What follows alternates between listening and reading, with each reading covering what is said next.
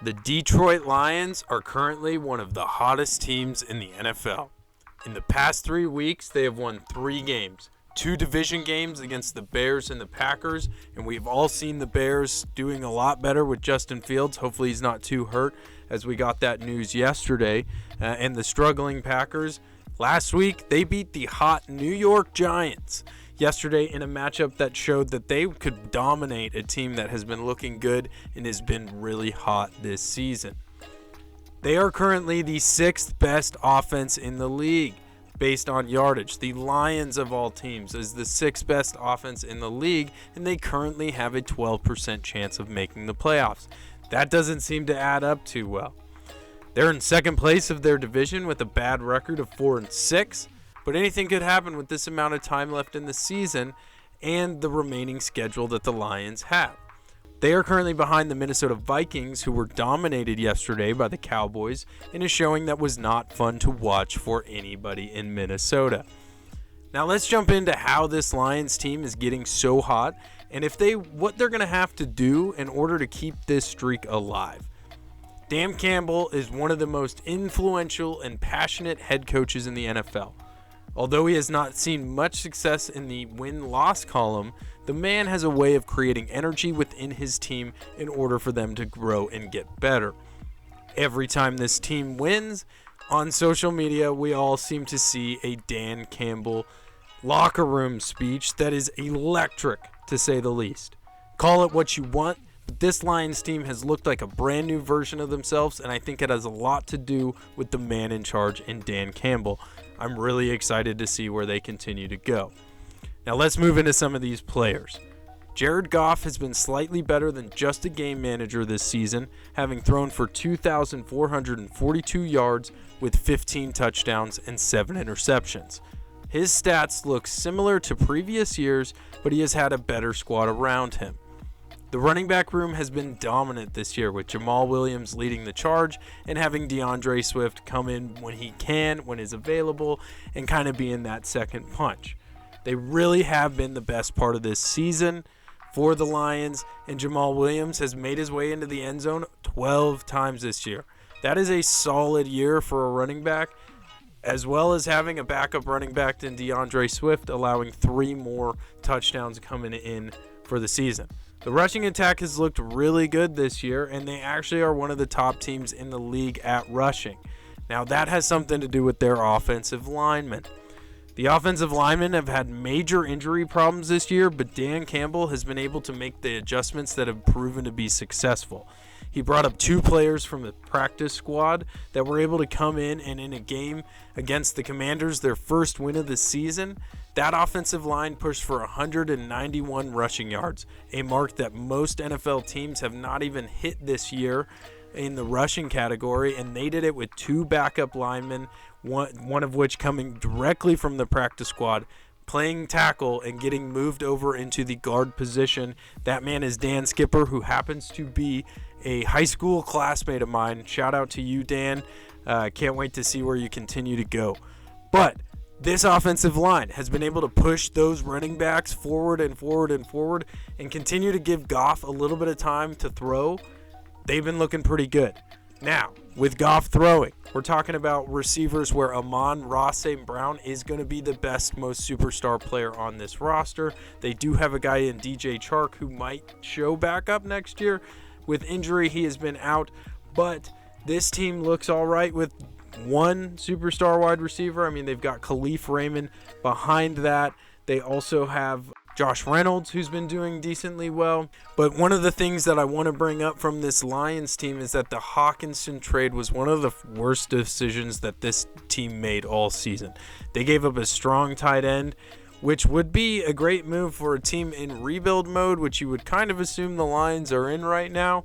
But after they've been winning 3 games in a row, that might not be the case. They may be going for the playoffs and might be trying to make some sort of splash this year, and losing Hawkinson actually worsened their chances of that.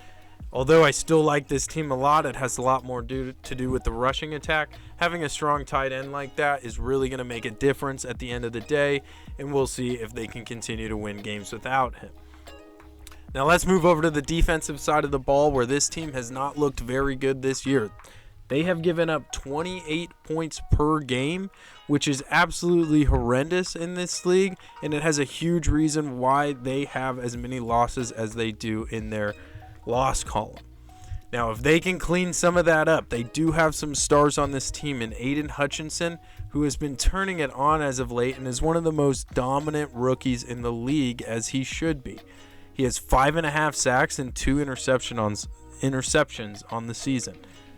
Jeff Okudah and Deshaun Elliott have been keeping the backfield up, but it comes at some cost, as this team continuously lets up major passing yards and major passing touchdowns. The linebackers have been decent, but they could also falter this year, and that defense could really just make this team not make the playoffs.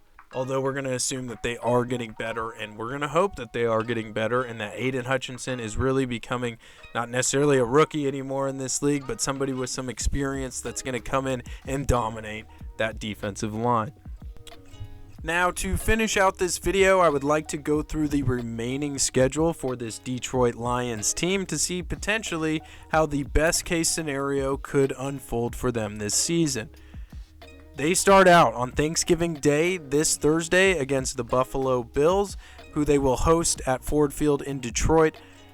And we'll see what happens with this, but I do believe that the Buffalo Bills are going to take them down this week. Buffalo being one of the hottest teams in the NFL that we've seen, they should be able to take care of a team that's kind of on the cusp of potentially making the playoffs with a minus 500 record. Buffalo should really easily take them out this week.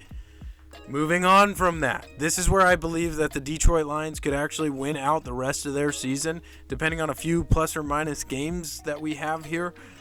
They start out with bringing the Jacksonville Jaguars to Detroit. That is an easily winnable game for this team. I could see them running all over Jacksonville, getting a win there. The next week, the Minnesota Vikings come to town, and they play. This is where a divisional matchup makes it pretty tough for a team to beat a team twice within the season. The Vikings have already gotten against the Detroit Lions and beat them one time this season, but now they're going to travel to Detroit, and we'll see if Detroit can take that happen. If they do, then they will end up potentially making the playoffs. The following week, they have the New York Jets that they will travel to, and then they travel to Carolina. Those are both winnable games. New York has been looking all right, but they seem to be faltering now that Zach Wilson is kind of their primary playman. Lastly, the final portion of this season for the Detroit Lions, they will play the Chicago Bears and then head to Green Bay for the final game of the season.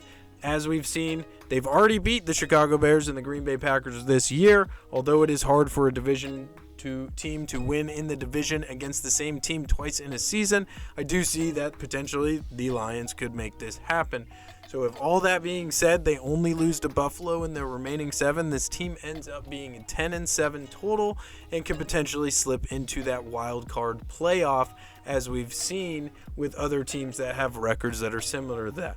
The other thing I want to point out is that the NFC is not nearly as competitive this year as the AFC, and as we watch the likes of Tom Brady and Aaron Rodgers kind of go downhill, that side of it is a little bit less competitive, and a team like the Detroit Lions could potentially take one of those wild card spots, especially now that there's 3 of them. So, me being a person that roots for the underdog, I'm always going to be rooting for this Detroit Lions team until they turn into one of those dominant franchises, which, who knows, we'll see. But I like Dan Campbell, I like this roster, and I really hope that I see a 10-7 Detroit Lions at the end of this season. That's the end of the video. Thank you all for watching. If you like this content and want me to continue to do content like this, please go ahead and hit that like, subscribe button, and we'll continue to push out videos like this as we see fit. I appreciate all of you for watching today. I hope you have a great day. Glad Sports.